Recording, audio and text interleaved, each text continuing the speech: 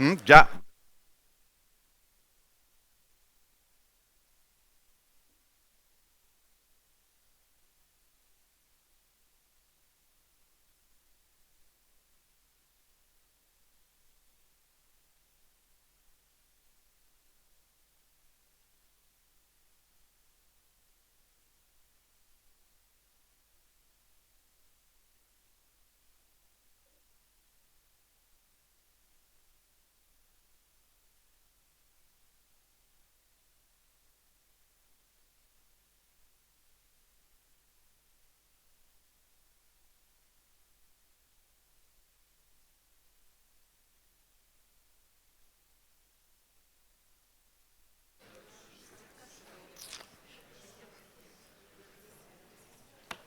Okay.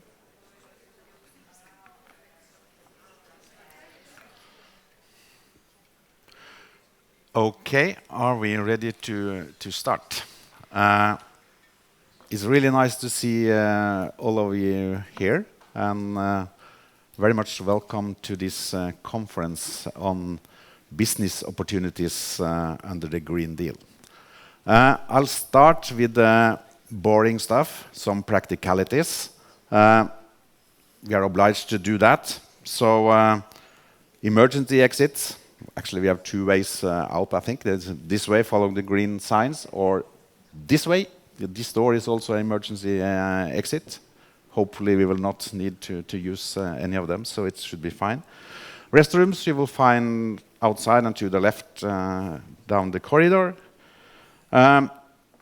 The lunch, that's the important part. That will be served at the third floor after the plenary session. So be prepared for that. Of course, we have been very generous on the breaks, and we have done a coffee break at 11:20. We have the areas outside there for mingling and talking to people. And we have a rather long lunch, and that's by purpose, because we want you to have time to talk to each other as well, not only during the formal matchmaking that will take place tomorrow, but also during the day, both today and tomorrow. You have probably already seen that we are taking some pictures from the room. Hopefully you will all allow them to be used on social media and things like that. If you have problems with that, then you should give us a signal about that and say that, okay, you don't want pictures to be posted. I think they will not post any close-ups of you, but they will take pictures of the room, and then hopefully that is okay with you, because we want to have interaction, and of course we also hope that you will post some pictures from this event. That would be really nice, so that we get all the attention that we want to have. Of course, the purpose of this event is to look at the business opportunities offered by the Green Deal. We all know that the ambitions and the targets under the Green Deal, they are very ambitious. Hopefully, they will give some opportunities. Perhaps they will also be some challenges for companies. So during the 2 days, we would like to discuss that, and we have, as you know, singled out a few areas that we would like to dive into during the thematic sessions. We will have 2 thematic sessions today after the lunch break in parallel, and then we will have 2 sessions tomorrow morning before then the match making.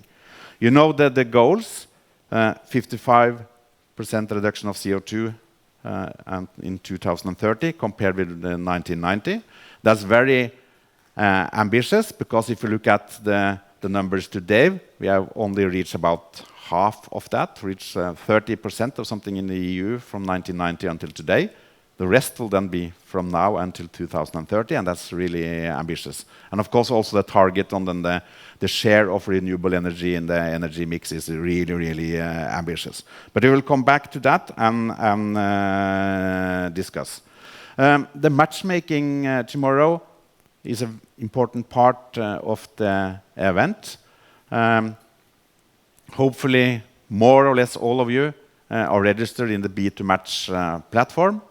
I would really like to encourage you to look at the profiles in the platform, request meetings, and also to look at the requests you have received, and then to hopefully accept meetings in the B2Match, because that will make things smoother and even better.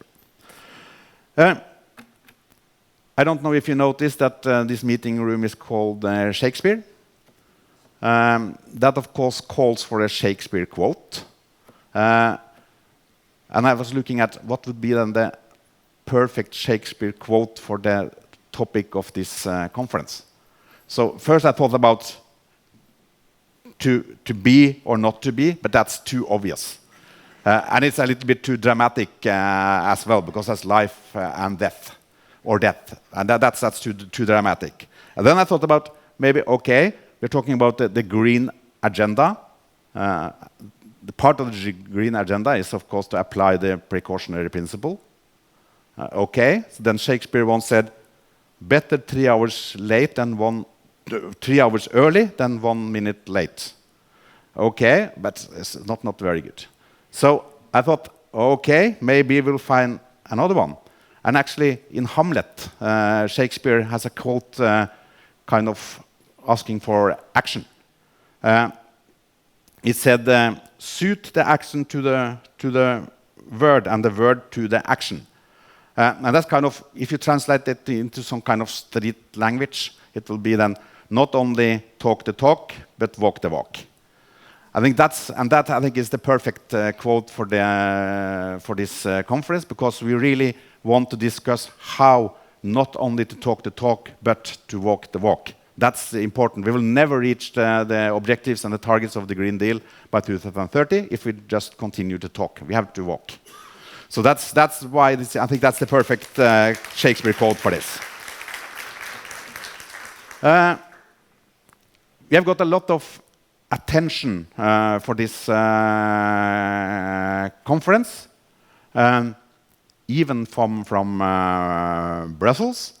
I think for Brussels, the timing of this conference was not perfect, because, as you know, they are now have election for the European Parliament within a few days. I think it's then this weekend we will have then the election for the European Parliament. So it turned out to be very difficult for then the high-level officials of the European Commission and so on to talk about or to address conferences like this.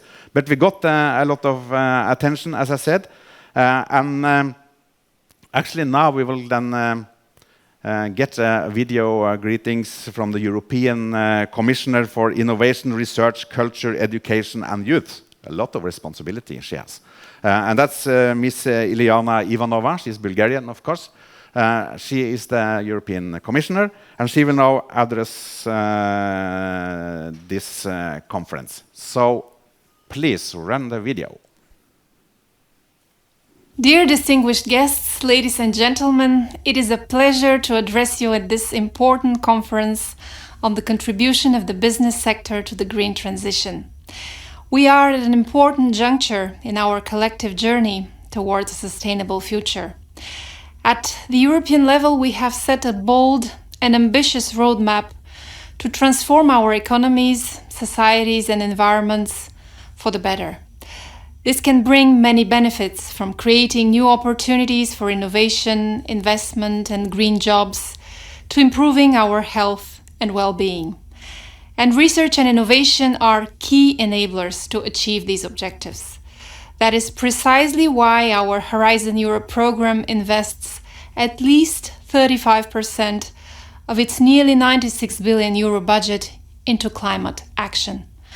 Over 9 billion euros of this benefits public-private partnerships with industry in key areas such as manufacturing, batteries, clean hydrogen, clean steel, chemicals, and energy-intensive industries. But of course, the success of the green transition does not rest solely on the shoulders of policymakers and governments. Businesses, both large and small, have a crucial role to play in achieving its objectives.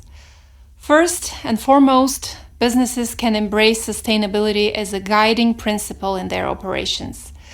This means investing in innovations, adopting eco-friendly practices, ensuring the sustainability of supply chains, and prioritizing renewable energy sources. And by doing so, companies can also unlock new opportunities for growth and innovation. Collaboration is also key. Businesses, governments, and civil society must come together to address the complex challenges posed by climate change and environmental degradation. Through partnerships and collective action, we can leverage our combined expertise, resources, and influence to drive meaningful progress towards a greener and more resilient future. This conference is a great example of how such cooperation can be stimulated. I hope you will enjoy and benefit from the interesting discussions over the next 2 days. Thank you.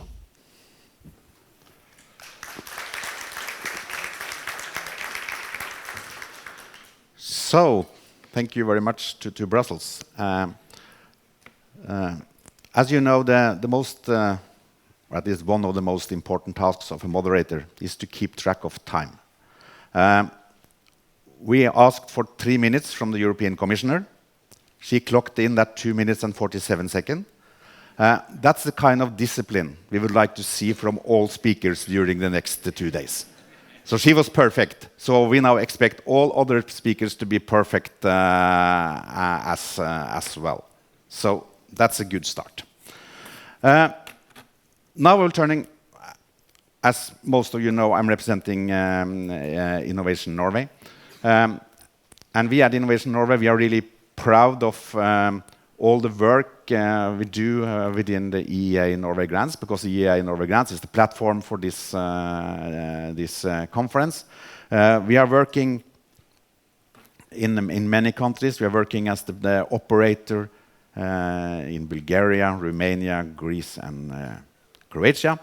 And we are partner in a number of other programs. So then it's a time to thank our partners. You can see their logos down there, but the partners are Enterprise Estonia. It's the Investment and Development Agency in Latvia. It's the Innovation Agency Lithuania. It's the Polish Agency for Enterprise Development, PARP. It's the Research Agency of Slovakia. It's the Director General for Maritime Policy in Portugal. And it's the Secretary General for Environment, also in Portugal. And it's the Research Agency of Iceland, RANIS.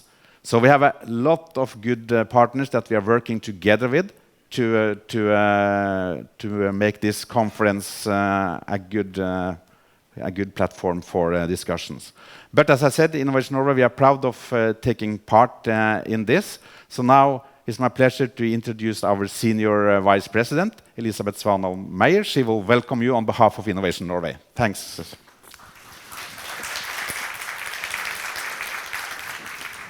Thank you so much, Magnar. Ladies and gentlemen, dear friends, it is truly a great pleasure on behalf of Innovation Norway to extend a warm welcome to you all. Whether you are a project promoter within the EEA and Norway grant scheme, a Nordic or Icelandic project partner, a representative from a company or organization not experienced with the EEA and Norway grants yet, or more in general, a representative from the business community or other organization with a passion for sustainable business practices. A warm welcome also to our valued partners in the national focal points, the Norwegian Ministry of Foreign Affairs and government officials. Innovation Norway is truly a proud organizer of this event, greatly or very grateful for all the cooperation with our local partners. As the Norwegian government's primary tool for business development, innovation, industry policy implementation, green growth and sustainable development, this is the very core of our mandate. 69% of all our projects supported have an environmental effect that is positive, with the remaining projects having no negative impact. And this underscores our commitment to sustainable development and environmental stewardship. With our headquarters in Oslo, regional offices all over Norway, and trade promotion offices all around the world, we are also very well positioned to drive forward these critical agendas in cooperation with our European partners. Over the current EEA and Norway grant period, these grants have provided a total of 300 million euros for business innovation projects in 10 different countries across Europe. The projects were all finalized by the end of April this year, and we now start to see the preliminary results, and we are proud to be able to state that the grants represent a significant contribution to increased value creation and competitiveness in the private sector of the beneficiary states, and to increased cooperation with Norway and Iceland. The programs have spurred the development of innovative solutions and greening processes that in total reduces the CO2 emissions by at least 400,000 tons each year. That is equal to the emissions of 230,000 cars. But this is just the beginning. The projects supported are expected to reduce waste by 223,000 tons per year. In Norway, that equals the waste from 500,000 persons. Furthermore, to reduce electricity consumption by more than 40,000 megawatt hours each year, which in Norway equals the use of 1,500 homes. The projects have so far produced more than 2,000 new green and innovative jobs. More than 1,000 companies have been able to increase their turnover and profitability through green investments and innovation. And more than 300 new technological solutions have been commercialized. In Bulgaria alone, the supported companies had by the end of 2023 increased their turnover by impressive 94%. The target was 10%. And increased their profit by 76%, far exceeding the target of 5%. Maybe we should have some higher targets next time. And we see the creation of new jobs all across the local communities in the country. Approximately 40% of the projects supported in the beneficiary states involved a cooperation with partners either from Norway or Iceland. For us donor countries, these grants represent an important tool for internationalization of our businesses, opportunities to develop and test new solutions, contribute to the green transition, and share knowledge and best practices. Let me give you a couple of examples. We have the cooperation between two startups, Up Catalyst from Estonia and SafeRock from Norway. They received 400,000 euros to develop CO2 negative concrete as a sustainable and scalable building material. This project has resulted in a complete new type of concrete that is not only greener, but also stronger than ordinary concrete. This result can significantly reduce the environmental impact of the carbon-intensive construction sector. it has already led to the construction of a new factory in Norway to scale the production. In Croatia, the company Bedalov cooperated with Norwegian company Njord Aqua, a specialist in inspection of fishing nets and tanks with automation. The partners can now analyze the need for cleaning of underwater aquaculture infrastructure based on AI and machine learning. Their solution saves resources and cuts CO2 emissions from fish farming in both Norway and Croatia. In Greece, the Hellenic Wind Association teamed up with the Norwegian offshore wind cluster to help uncover the potential of the offshore wind projects of Greece, mapping the supply chain, challenges and opportunities with experiences from offshore operations in Norway.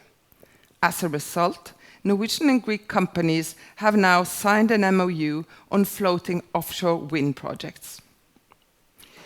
Moreover, collaboration through the EEA and Norway grants allow for network expansion in Europe, our closest markets, facilitate competence development on both sides, market entry, and the scaling of opportunities. This synergy between the donor countries and the beneficiary country partners enriches both sides, fostering innovation and growth.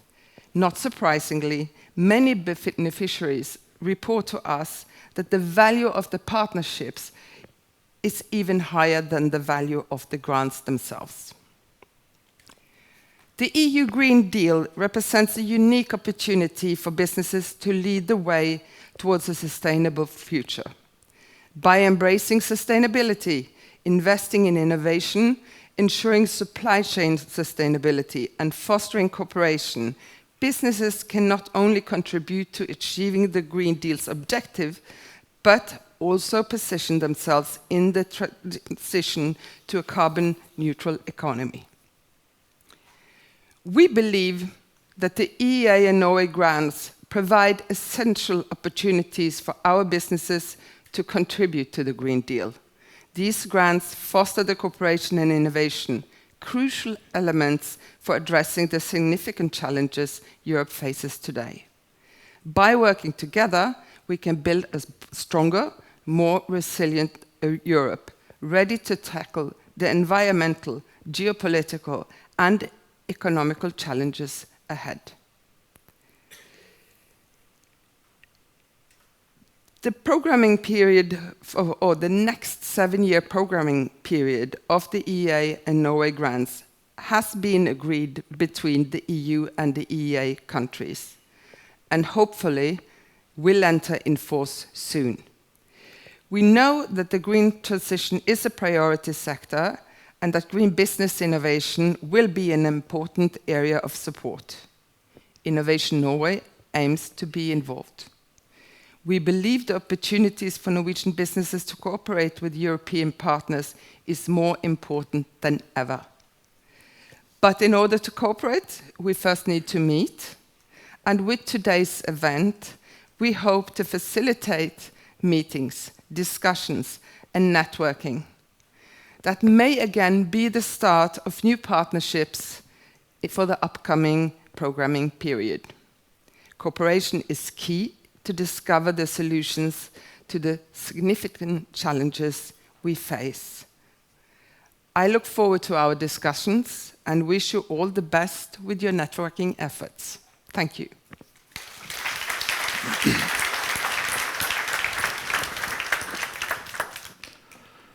Thank you, Elisabeth.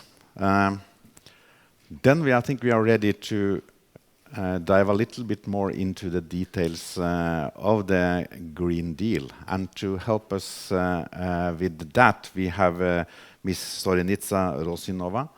She is the president of the Economic and Social Council of Bulgaria, and she was the former Bulgarian Minister of Labor and Social Policy.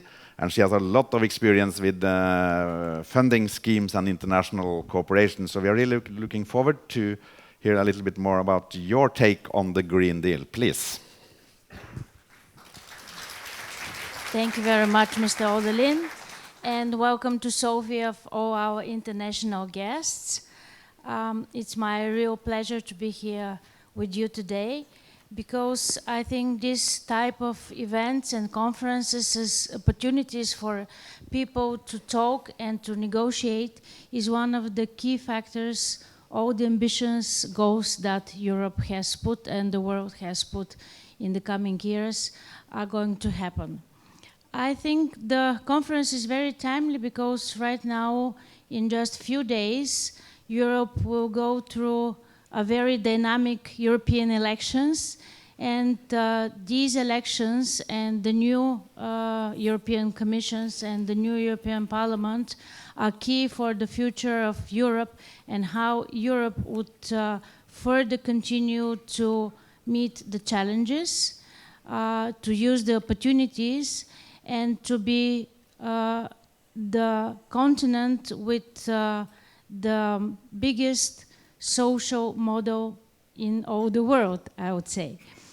Why I'm saying this? Because all the good things that all governments have decided within the green transitions can happen if only all people, all companies, all civil society organizations and governments work together.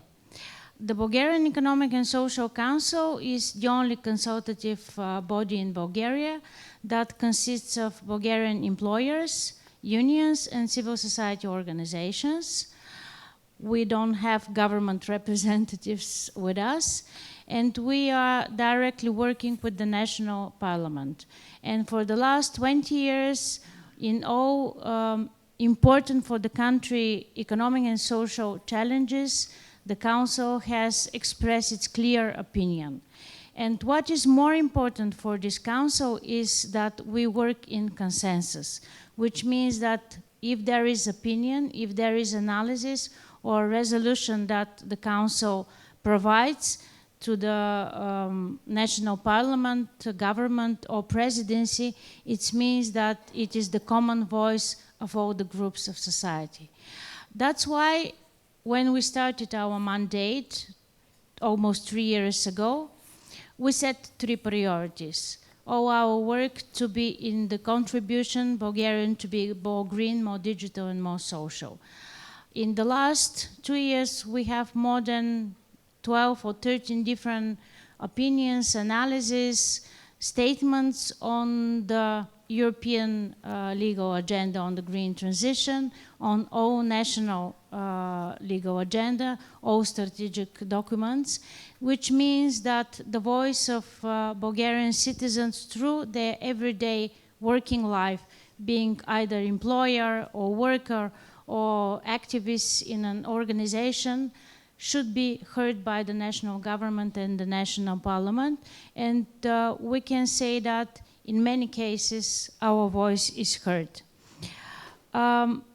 What we now see are not only the coming challenges within the European elections, but also Europe has gone through a lot of turbulences during the last 3-4 years after the COVID situation, with all the crises, the health crisis, the inflation, the energy crisis, and now the wars. We see that our life is different. From the very beginning of the commencement of the Green Deal and what our leaders decided, now things are very much different. That's why we are now talking much more about the green transition as the opportunity of Europe to be more competitive, to continue to be the best place to live in the world, with all the high income, the good opportunities for business, and also the social model. That's why more and more we talk about the green transition as the new economic growth agenda of Europe. And when we talk about the green transition, we more talk about the dual transition, the double transition, the green and the digital transition. And Europe has also one big challenge, and this is the demographic challenge. And more we now talk about the triple transition. All these challenges are ahead of us. And I think conferences like this would really help not only companies to get together and find their best partners, but also people to exchange their knowledge, their experience, because the role of all of us in this challenging transition has its place. And I would not quote Shakespeare, but I would try to be in the spirit of our moderator with a quote by Ursula von der Leyen, the president of the European Commission. And she said, we have a once in a generation opportunity to show the way with speed, ambition, and a sense of purpose to secure the EU's industrial lead in the fast-growing net zero technology sector. Europe is determined to lead the clean tech revolution. For our companies and people, it means turning skills into quality jobs and innovation into mass production, thanks to a simpler and faster framework. Better access to finance will allow our key clean industries to scale up quickly. And these are the 4 pillars of the next new industrial strategy of Europe that would lead to the twin green and digital transition and become more competitively global Europe. It will help industry to reduce their carbon footprint by providing affordable, clean technology solutions and by developing new business models. With this strategy, the plan has 4 pillars. The first pillar is a predictable and simplified regulatory environment, something that is very important. In order our plans to happen, we need a legal framework that doesn't create obstacles to business. And this is one of our main conclusions in all the acts that we produce as Economic and Social Council in Bulgaria, to have predictable and not with a lot of administrative burden legal framework. And that is also our voice that is heard on European level through the delegates of our council in the European Economic and Social Committee. Fast access to funding, something that is very, very important, not only to the European budget, the national budget, but also all the other possibilities like the one and the possibility of the Norwegian grants and the way countries can communicate and receive funding through it. Under competitive policy, the Commission aims to guarantee a level playing field with the single market while making it easier for the member states to grant necessary aid to fast-track green transition. That's why it's very important to have very good regulations on state aid.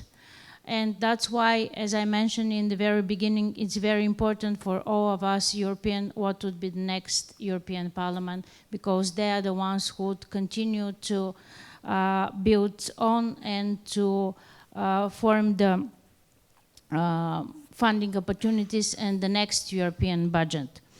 Enhancing the necessary skills, something that is very important not only for countries like Bulgaria, where the demographic situation is probably the worst or close to the worst in Europe, but I think Europe has really big demographic challenges.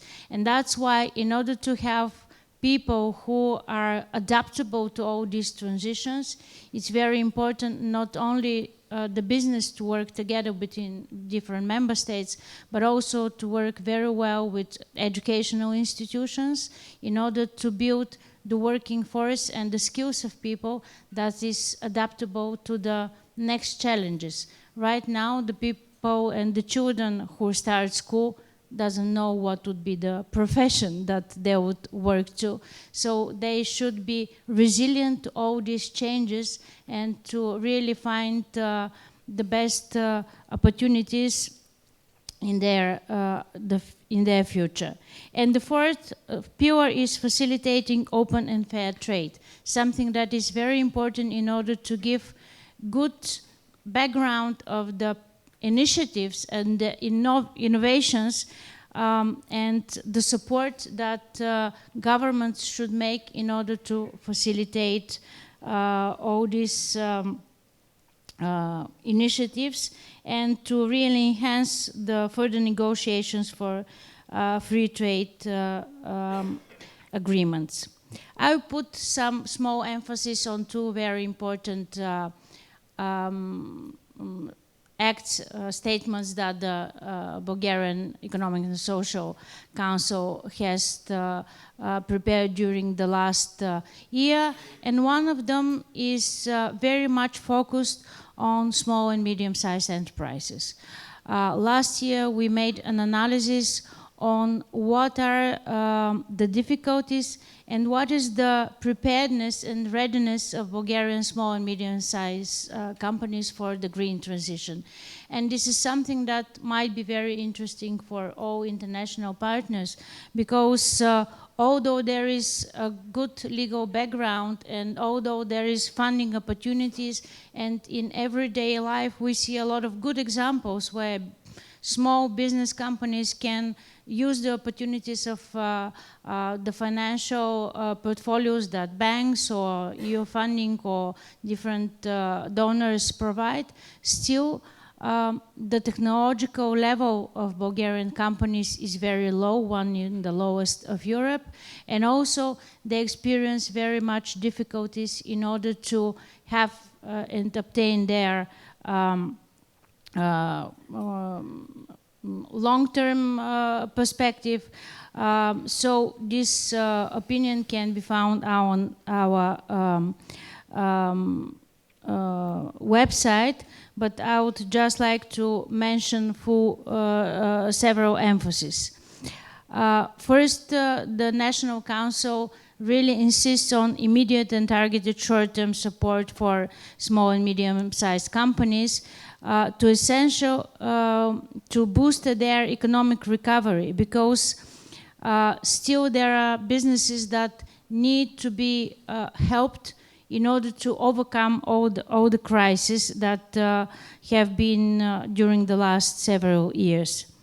In order to provide the resource efficiency of small and medium-sized companies, the ESC also proposes to establish, in cooperation with their representatives, regional authorities, other stakeholders, circular economy promotion centers in the 6 planning regions, something that is very important in order to have business support or something like technical assistance to small companies.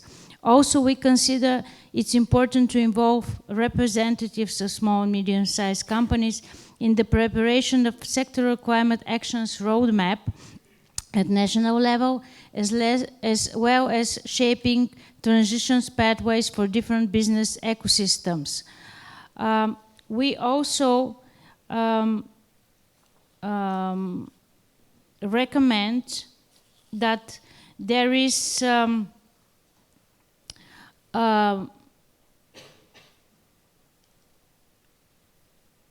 good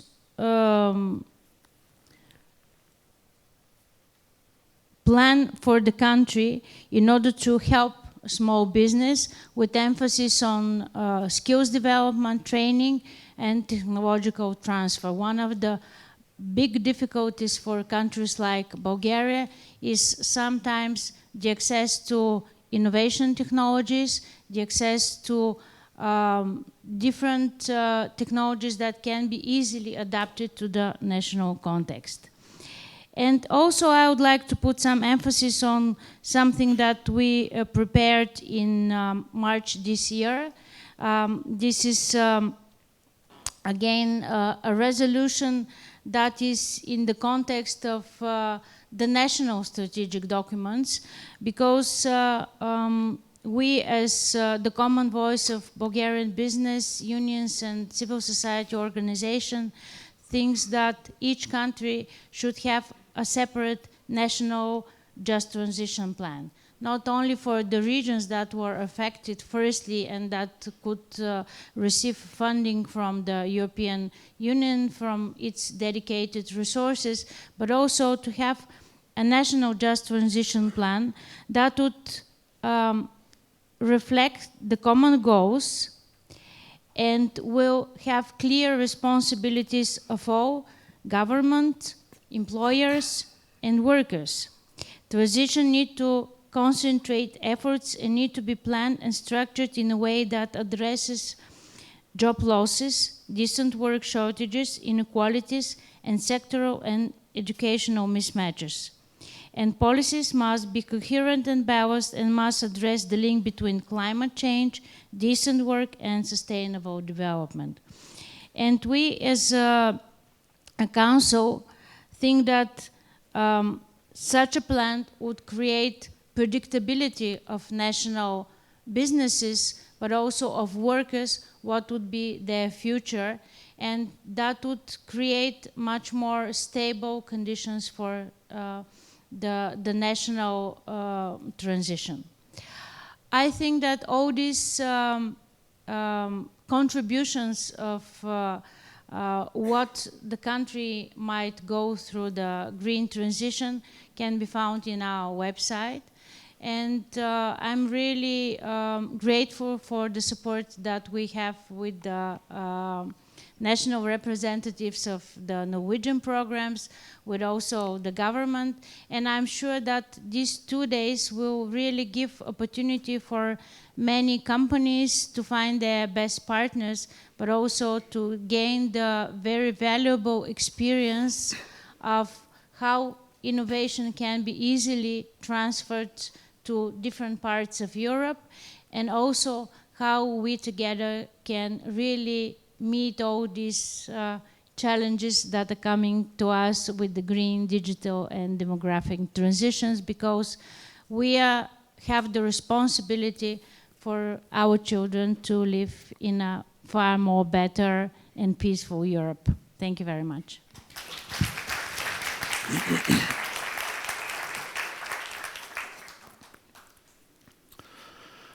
Thank you so much for putting the Green Deal into the big picture, because that's important, because then we are actually back to the triple bottom line of sustainability. That's the core of it, and that discussion has been going on now for 35 years. So it's a long time. And of course, by the Green Deal and the discussions going on now, we can see that the sense of urgency is much higher now than it was, because it was a lot of talk during the 90s. I've been involved in talks on the definition of sustainability. That took forever to do, and without many results. So it's really important to look at the triple bottom line, because you remember that the important legal acts, for instance, the Convention on Climate Change and so on, was already adopted in Rio in 1992. So it's a long time, and it has taken a long time to create the sense of urgency. But we are hopefully there, so we are ready to take the step from talking the talk to walk the walk. I always also, when we talk about the green agenda and the Green Deal, I always take the opportunity to brag a little bit about EEA Norway grants. The Green Deal was officially launched, if I remember correctly, in 2019. Already almost 10 years before that, when we developed the business programs under the EEA Norway grants for the program period of 2009-2014, we developed the concept called Green Industry Innovation. Many of you are familiar with that concept. That was developed for the program period 2009-2014, and the purpose was to mix the then innovation, research, and development with scaling, because scaling is so important. You will not achieve the impact without scaling. You can innovate as much as you want, but if you don't scale it, then you will not have the impact. So that's so important. Then to find this balance was then the purpose of the concept of green industry innovation. And actually, to brag even a little bit more, it was developed by Innovation Norway. Because the first mentioning of the concept green industry innovation, you will find in an internal memo of Innovation Norway from March 2010. You will never find that term used before that. You can Google as much as you want, but you will not find it. So that's a concept. So developed. So the EEA Norway grants. We have been dealing with the green agenda for a very long time. Also before, of course, we know that the green agenda was on the agenda also of the European Union before they launched the Green Deal. But still, it's kind of worth thinking about then the importance of the green part of the EEA Norway grants. And hopefully that will continue if we have programs in the next program period as well. That was the bragging. You know also that the donors in EEA Norway grants, that's Norway, Iceland, and Liechtenstein. And we are very happy that we have a representative from one of the donors from Norway with us today. And we will then hear a little bit more about the perspective from Norway, from the donor's side, from the representative from the Ministry of Foreign Affairs in Oslo, is Turi Bakke. Please, Turi, the floor is yours.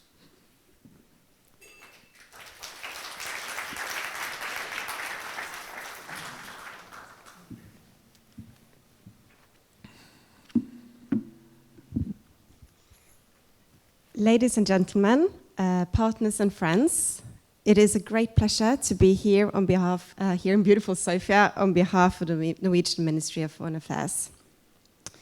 Thanks to Innovation Norway for hosting this important event in such beautiful surroundings. I am delighted to see so many business representatives here, and I hope that this event will see the seeds to future partnerships and that will develop during these 2 days. I am here as one of the 3 donors of the EEA Norway grants. Through the EEA agreement, people, organizations, and businesses from Norway, Iceland, and Liechtenstein fully participate in the internal markets and benefit from the same freedoms in Europe as the EU member states. The EEA agreement includes a common goal to work together to reduce social and economic disparities in Europe. The EEA and Norway grants are our contribution to this end. In the current funding periods, Norway, Iceland, and Liechtenstein allocates a total of 2.8 billion euros to 15 EU member states. The grants contribute to social and economic development and to strengthen bilateral relations between the donor states and the beneficiary states. Areas of support includes innovation, research, social inclusion, climate change, energy, justice, culture, and civil society, just to mention a few. In this period, the grants have financed a total of 7,000 projects. More than half involves cooperation between the donors and the beneficiary states. Innovation and business development is an important program area with focus on value creation and sustainable growth. This includes support for green transition in existing businesses, development of new and innovative products, services and technology, and implementation of sustainable innovation in the beneficiary states. Although many of the recipient countries have strategies and initiatives to reduce greenhouse gas emission and energy consumption, these have generally been underfunded. In addition, the use of fossil energy sources such as coal is still widespread. The EEA and Norway grants have initiated projects in renewable energy, carbon capture and energy efficiency, and have contributed to capacity building. The grants also fill gaps by financing projects and activities that do not qualify for support through national or European programs. A unique feature of the grants is the strong emphasis on bilateral cooperation. Bilateral activities enable business matchmaking and bring business environments, research institutions and clusters together across borders. It provides increased expertise, broader experience in international cooperation, and access to new markets and networks. It also contributes to the core aim of social and economic development. Bilateral partnerships are also an investment for the longer term. More than half of the partners plan to cooperate beyond the project. And cooperation has for many been a stepping stone to new markets or access to larger EU programs. Cooperation with donor partners is therefore encouraged and in many cases mandatory. Today we celebrate the closing of the Business and Innovation Programme here in Bulgaria. The 10 business innovation programs have financed 700 projects, including over 300 bilateral cooperation projects. The majority of these projects focus on developing new green and innovative solutions to reduce CO2 emissions. Other projects emphasize blue growth, technology or capacity building and cooperation. These initiatives have helped business remain competitive, create jobs, and develop new solutions and thrive in the green transition. According to research presented by FAFO last year, EEA and Norway grants make significant contribution in the common goal of ensuring a greener and more sustainable societies in Europe. The programs have contributed to a shift to innovative and green technologies, blue growth and welfare technology. As a result, companies have grown, new jobs have been created, and SMEs have engaged in the green and digital transition. A survey by Innovation Norway shows that cooperation increased turnover and boosted exports for about 60% of the companies and enabled 40% to hire new employees. We are really pleased with the many partnerships created and the great achievements made through the grant support to business and innovation. And we greatly appreciate the significant role played by Innovation Norway to this end. In the years ahead of us, European economy and society will undergo fundamental changes. There is an urgent need to speed up the transition to a sustainable, climate-neutral and green future. Norway fully supports the European Green Deal and the ambitious goals in the Paris Agreement to reduce CO2 emissions by at least 55% by 2030. It is in our common interest to succeed with the green transition in Europe. And we are working closely with the EU and its member states on implementing the European Green Deal.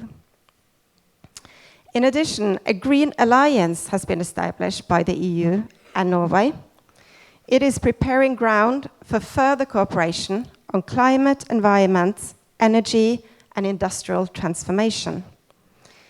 It contributes to enhance bilateral cooperation on concrete green projects, building on our common interest with the EU in ensuring sustainable and resilient value chains.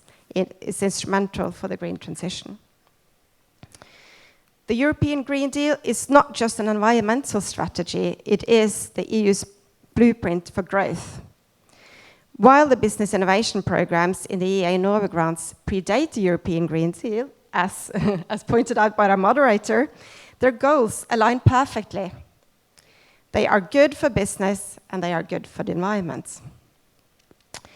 The green transition presents challenges but also immense opportunities. The support we provide focuses on SMEs and startups, filling a crucial financing gap and enabling them to benefit and contribute to the European Green Deal. As the European Commission has stated, achieving the aims of the European Green Deal will require significant financing. Public funds alone will not suffice. Private investment is essential. The EA and Norway grants have provided around 300 million euros to green business innovation projects, which has unlocked at least an additional 300 million euros in private investments. The private sector will have to play a key role in driving the green transition and realizing the ambitious goals of the European Green Deal. Norwegian companies are pioneering the development of green technologies within key areas such as hydrogen, raw materials, green shipping, and carbon capture and storage. The private sector has the potential to drive the green and digital transition of the economy by bringing innovative solutions and products to the markets. At the same time, the green transition creates huge innovation and market opportunities for the private sector.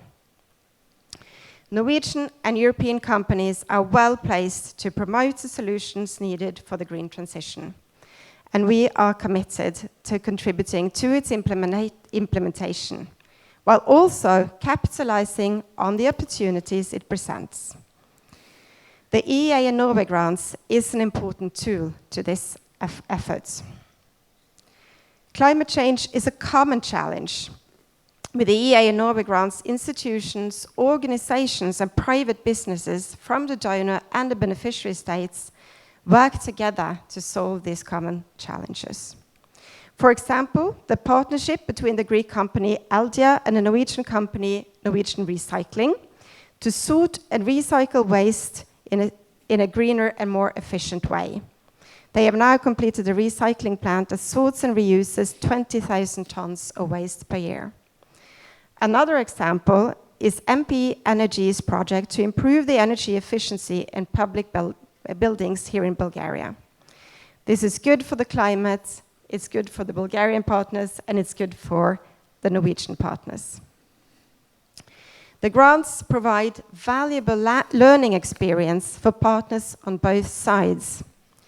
Participants often find that these projects help them maintain and expand valuable international networks, fostering fresh thinking and new ways of doing things. Moreover, the EEA and Norway grants have effects beyond their stated goals. Restructuring of old-fashioned coal-fired industries and beneficiary states not only reduces local pollution, but also benefits the environments in Norway and in Europe, globally. And it makes the companies more competitive. So, looking ahead, an agreement has been reached between the donor countries and the EU for a new funding periods of the grants. With the agreement, just over 3 billion euros will be provided over a 7-year period to the same beneficiary states as today.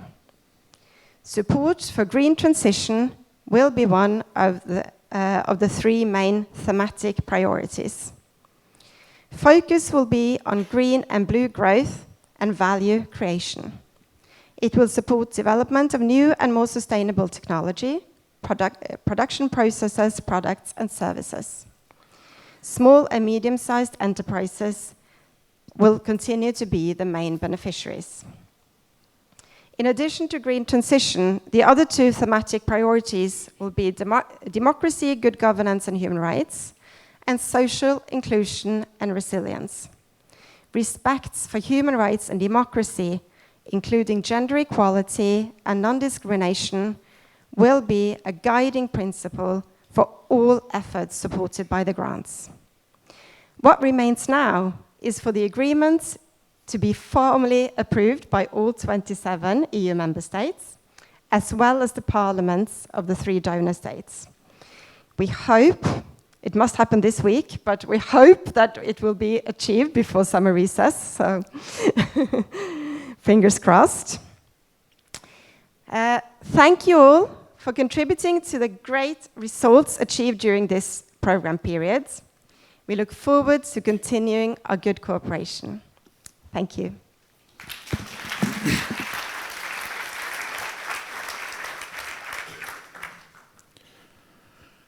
Thank you very much. It was encouraging to hear what you said, both about the contribution of the private sector, the businesses, and of course about the next program period. Let's hope that it will be have some kind of breakthrough now before the summer break, so that we will be able to start then the discussions with each and one of the countries about then the programs to be implemented. And of course, from the Innovation Norway side, we hope that there will be a lot of business programs implemented also in the next period, because we truly believe that the private sector is really important for contributing to all the objectives, and of course then the green agenda and the Green Deal. And